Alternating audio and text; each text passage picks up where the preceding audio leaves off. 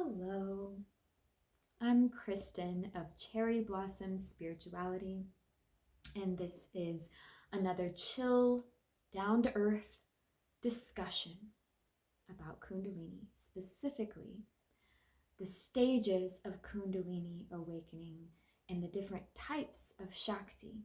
This is all just my opinions, my beliefs from my research and my own personal experience, okay? So hopefully you enjoy this. Let's get started. The first thing I want to start with is that it's just to make a point that Kundalini awakening, which you can also equate to spiritual awakening, it's not a one-time thing. It's not. It's a many layered process of multiple spiritual awakenings. Humans are always undulating in and out of these non-linear stages.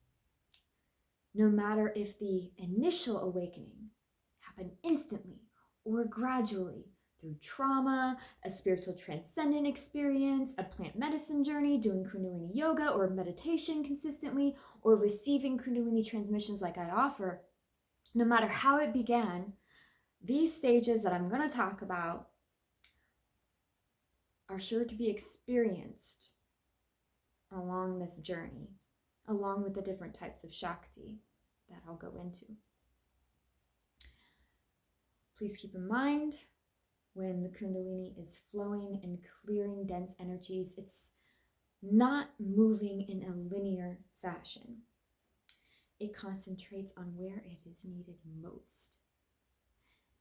And then when it's done clearing that, it moves to the next layer, wherever it's needed most at that exact moment, and so forth. So it is a divinely intelligent energy. It knows what needs to be cleared when, what's in your best and highest good to be cleared when. And yeah, when you look it up, and you look up Kundalini awakening, and you get like the pictures of the person meditating, the 7 chakras, the coiled snake coming up the spine, right, into the different chakras, the main 7 chakras. It's a great depiction, and I love it, but it kind of was hard for me to wrap my mind around when I started learning more and more and experiencing even like energetic sensations of Kundalini flowing and clearing different things, different blocks that I've had. It's not like you have to clear all of this chakra before you get to the next one. Yes, the Kundalini may have a hard time flowing through one of the chakras to get to the next one, but it's always working through all of them, just some in more concentration than others. So it's not in a specific order. It's whatever needs to be cleared the most in that moment. It will go to the most. I hope that makes sense. It took me a while to learn that. Same with like the Granthi knots, not just the chakras. It's not like you have to clear them in that specific order. It's however it is best for your soul, your embodiment. This energy knows what it's doing and it knows where to go. So the upward spiral is a great depiction. But I mean, you could be completely activated up through the crown chakra and still be working on root chakra blocks. Like that's one example. So just keep that in mind, okay? There's also no going back once the first initial awakening starts. You can move slowly, but you're going to be coming in and out of these stages that I'm going to talk about time and time again as you awaken more and more, raising your vibrational frequency once you start this venture. No matter what, you will become more authentically you and align align more with your unique dharma of your soul. Kundalini energy is a divine feminine creative force referred to as Shakti in ancient traditions. There are 3 main types of Shakti, apparently 6 altogether, though there are differing schools of thought on it. And no matter what you believe with this, Shakti is a real energy, and the foundation of all the Shaktis is the Kundalini Shakti. This is my belief. I believe that it carries the other Shaktis with it. So it is the backbone, so to speak. Kundalini Shakti is the life force of everything and every being. It is the bioelectric magnetic energy that purifies the etheric or subtle body, and thus all bodies, to a higher vibrational frequency. And just science is starting to merge and catch up with spirituality and New Age thought with this physics, but also biology.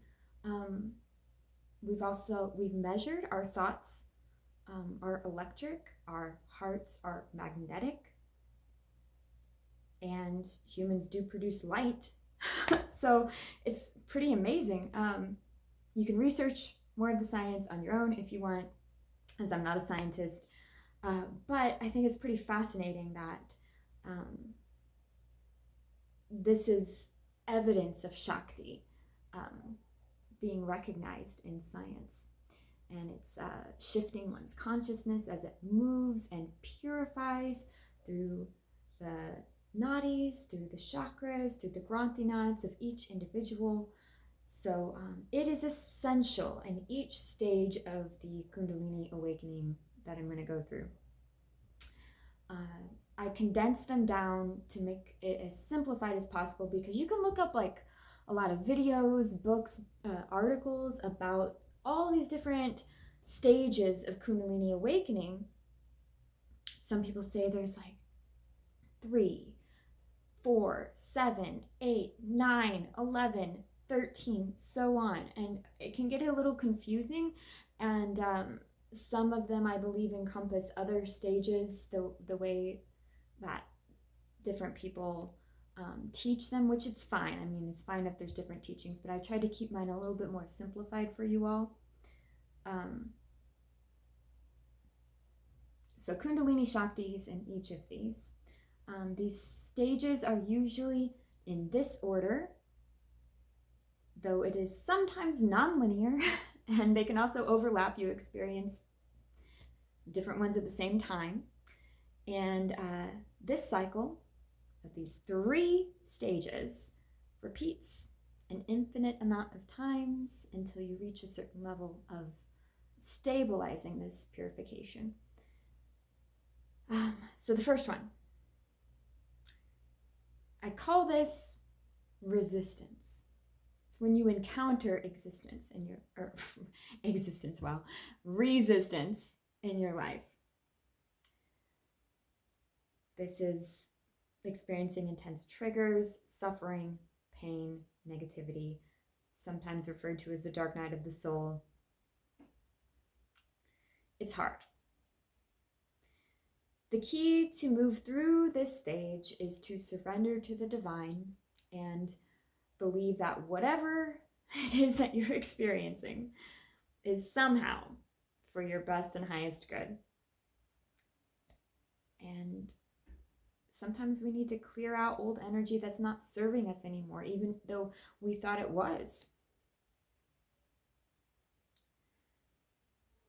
During this time of resistance, it can be really, really hard for the ego. There's many deaths and rebirths. This can feel like you're hitting rock bottom if you keep resisting change, or you don't want to look at your own shadows. So my advice is to be open to the concept that everything happens for a reason and everything is happening for you, not to you.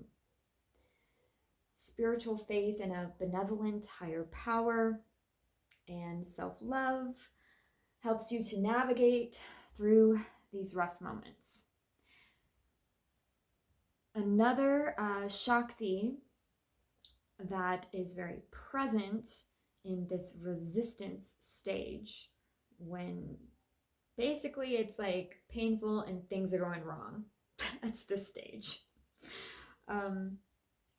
What'll get you through is Ika Shakti. And Ika Shakti is your willpower. It will give you the strength that you need to surrender your resistance and get you through this. And that's why I called it resistance. Usually we think of strength as like resistance training, like weightlifting, right? But if you think of the strength of faith, divine trust in yourself, then you actually let go of, relax, surrender this resistance. And that's when you can move forward. Because you can stay in this a really long time. But like I said, we usually go through many different cycles, and when you get emotionally triggered, that's the stage happening. That's your resistance stage. But with your Ika Shakti of your willpower, and with the Kundalini Shakti helping you to clear and to grow through this, you're going to make it through, okay? The second one. Second stage that I have is called questioning. So this is all about when you're experiencing a confusion and you're searching. And then you're beginning to accept what is no longer serving you. You can ask a lot of questions like, what is reality? What do I believe? Who am I? And sometimes it can be a really painful, rude awakening feeling to be in this state, to see things just disillusion, if that's even a word, disillusionment in your life. So it's okay to fall apart and rebuild yourself while you're in this questioning stage.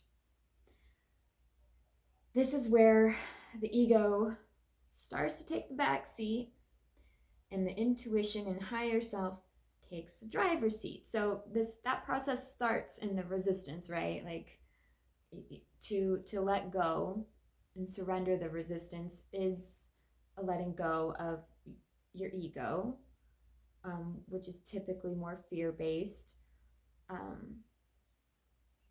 and beginning to ride the wave of your spiritual awakening experience. I don't want to hate on the ego though, because the ego it helps us define our individuality, and it also is great at helping us to stay safe and survive, and that's all essential, but allowing our attachments to our identity, others we know, and the world as we know it to dissolve and dismantle is actually a healthy thing to do many times when you're on a spiritual awakening path going through so many deaths and rebirths, So I recommend that you give yourself that freedom to change, even though it can be scary. All right. Allow yourself in this stage to wonder, to research, to explore your spirituality with a healthy skepticism. You will most likely find the beliefs that you really believe are true and form a new sense of identity while you're in this stage. You may realize your soul's purposes, let go of materialism, change a career path, move, change your diet, or realize certain relationships are not healthy and unaligned from them. worldly accolades that you once craved or have been conditioned to go for from society since you were born may not really matter anymore. So give yourself the time to ponder and reflect in this stage so you can build a healthy foundation of solid understandings for yourself. You may be in a hermit mode during this time, and that's totally fine. Prayer and healing work is a great daily practice during this time. Because I know, like, anytime I go into this stage, I end up doing like hours work of self-healing. And right before it is the resistance, and then I go into questioning. Anyway, it might be different for you, but lots of prayer and healing work when you're in this stage is what I recommend. So another, besides Kundalini Shakti, another Shakti that is a big focal point, another Shakti you're working with in this questioning stage is Inanna Shakti. It's spelled with a J, but I believe it's silent. I might be wrong. Jnana Shakti is about the mind, the thoughts, wisdom, and intuition. So your power of Jnana Shakti assists and supports you through this time so you can find your way and align the best you can with your authenticity in each moment. And it's important to remember you're not being like selfish when you're starting to question things and put yourself first, because truly loving yourself and accepting yourself is the starting point of truly accepting and loving others, so it's a good type of self-focus at this time, and a new understanding of the world and your spiritual beliefs, and you're forming that foundation. So take that time, use your Inanna Shakti of your intellect and your intuition here, okay? You've got this. Third stage is Bliss. And I call it Bliss because, we're all going through, everyone on a spiritual awakening journey, by the way, is like partially merged with their higher self, and always going through like these partial clearings and awakenings and up-levelings, right? Because it's like we're all a work in progress through many layers here. There's many pieces to the puzzle. But a lot of us experience these moments of samadhi, of bliss, that really, really help us to understand what this is all about. And bliss, I think, is a beautiful word for it. So this is when you are anchoring higher vibrational frequencies in your being, and you're experiencing transcendent states of peace and joy. This is when you begin to thrive, not just survive. This is when synchronicities occur, and you align and attract and manifest just more harmoniously aligned people, places, things, circumstances, everything in your life. It's a time to receive healing, unconditional love, and support. Blessings and miracles happen, and life is lived in more of a flow. So these moments in this stage are motivational to help us to keep going when things get rough again, when we go through the other stages, right? And to feel more connected to ourselves and to the divine. The divine, I'm just pointing up there as a representation, but the divine is in all, right? It's in everything. But anyway, I digress. Self-love is the key to attaining and sustaining the state for long periods of time. So practice that if you want to experience more bliss. Our soul's purposes can be authentically expressed in this stage, and significant soulmate relationships can activate and manifest, including the twin flame one. So hope you don't mind my side note. I'm going to talk a bit about twin flames, because twin flames, I used to not believe they were real, and now I do, but I believe there's a lot of toxic teachings out there about them. And I don't agree with a lot of people's perspectives on twin flames. But these are, the reason why I want to talk a little bit more about this in this video is because meeting a twin flame can spark a Kundalini awakening. They can literally spark that in each other. Or another layer of Kundalini awakening if it's not the initial one. So it's related. So it's an important topic to bring up at this time. So my belief is that a twin flame is not the other half of your soul. No. Each soul is whole on its own.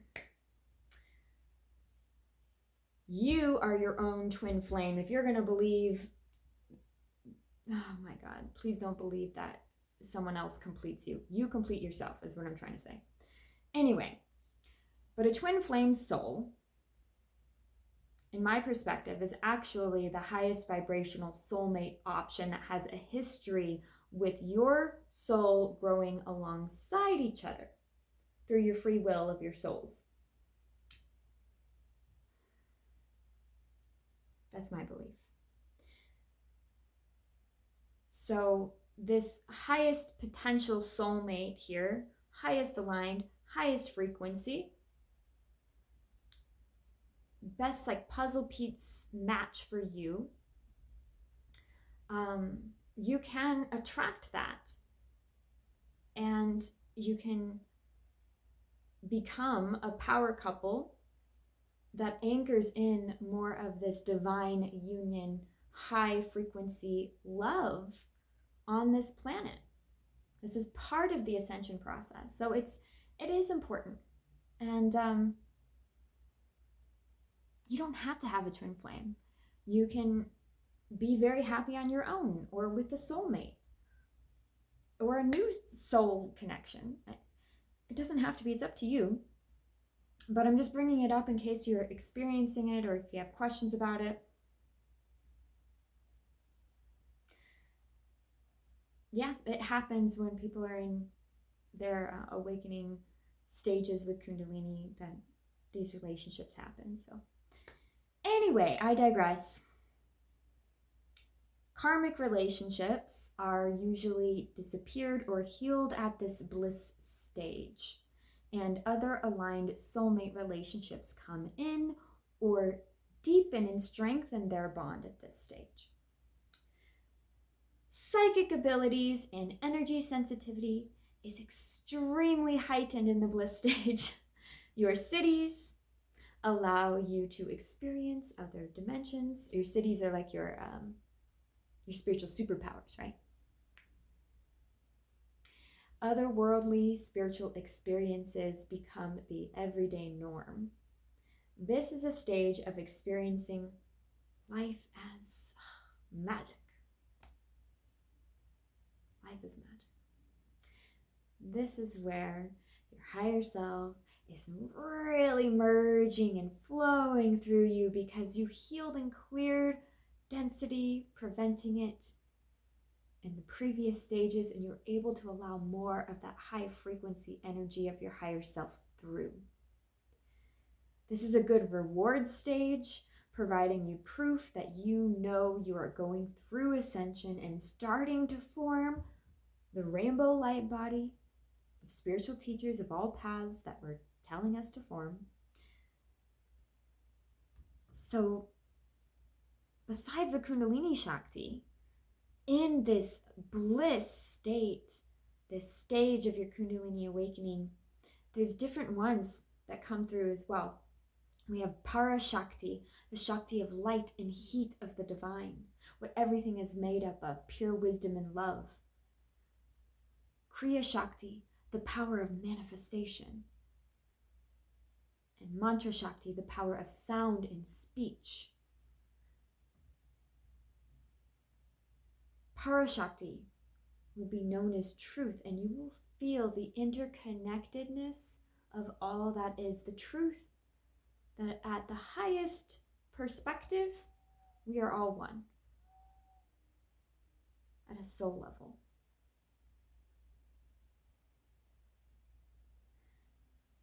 And you'll be able to utilize your Kriya Shakti and Mantra Shakti more so than ever before, which is really becoming your own God, Goddess, Creator, which is really co-creating your own reality with the divine and with others. Magical, powerful stuff. So, in essence, when we go through these stages and we go through them enough and purify ourselves to a certain degree, that is when the full merging of the higher self, the enlightenment, the DNA upgrades and crystallization of the DNA and the rainbow light body will occur. So most people are not at this level.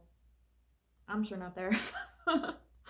But if you look at ancient texts and the description of these spiritual leaders and traditions all over the world, you'll be able to trust that you are on this path, becoming like them, becoming the evolved human, and grounding these higher vibrational frequencies into your being.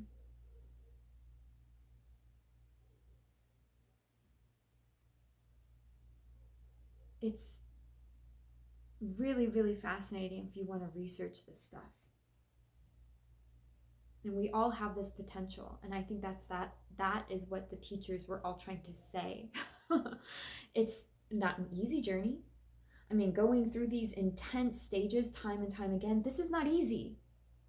This is boot camp here on Earth, right? We are being challenged to the max. If you're coming here, you're a strong soul. You can't get it wrong, though. You don't have to reach this like superhuman, shining, like prophet state. It's fine. Wherever you're at on your journey is where you're divinely aligned to be. And I'm not gonna judge you, and you shouldn't judge yourself on it, I don't think either. So just wanted to say that too. And please keep in mind that something that trips many people up in these stages is the idea that you must shun and clear away your dark aspects and only embrace the light ones. This actually creates more unnecessary suffering on your path. I don't recommend it. I've been there. I've done that. I don't recommend it. What I've learned is that the key is to integrate your shadows in a loving manner, seeing the value of each and healing the distortion of each. It's not healthy to be purely all light and love and not honoring your own authenticity of darker emotions, or turning a blind eye to your own limiting beliefs that can create darkness in your external reality. So it's very important through all the stages of Kundalini awakening on your spiritual awakening journey to heal all of your inner children, your inner teenagers, your past traumas. Heal it all with unconditional love and work with your inner parts, since we're all made of multiple parts of self, all your conscious and subconscious parts. Work with them in the spirit of teamwork. You're a family. These parts all make up you, and when they are aligned more and more is when you align with your higher self more and more. It's a big, big part of this journey. This is integration of these disowned, disassociated, fractalized parts of ourselves as we clear all of the old energy that's no longer serving us, and we're transmuting that pain into wisdom. And we're doing all of this work. It's about integrating those parts because they all have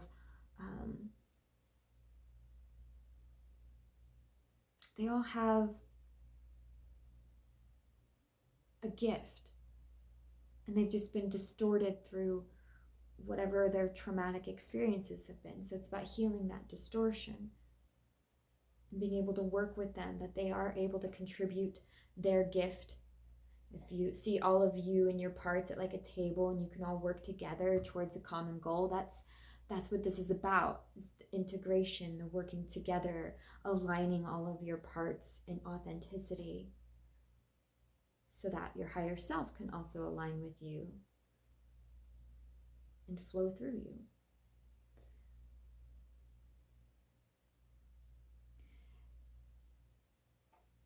I recommend looking at it without bulldozing your own pain. And the overall perspective here that the dark assists the light in growing. I think this will help you immensely on this journey to adopt that perspective. Also, visiting sacred sites and places you are called to is a great way to work with your Kundalini. The earth has her own Kundalini, and connecting with her at different energy points can assist in a quantum leap kind of experience, accelerating your growth. If you're able to do it, do it. Or connect with the Kundalini of the earth wherever you are. You can also do visualizations and connect with different places intuitively, not just physically. But the earth, her Kundalini is connected to the Kundalini of each of our bodies, if I can speak right. So that's why Kundalini energy work is very grounding, because it doesn't take you out of the body. It helps you to integrate you're not escaping, basically. You are coming more and more into a grounding in your body, and thus a grounding in Mother Earth more and more. It's pretty cool.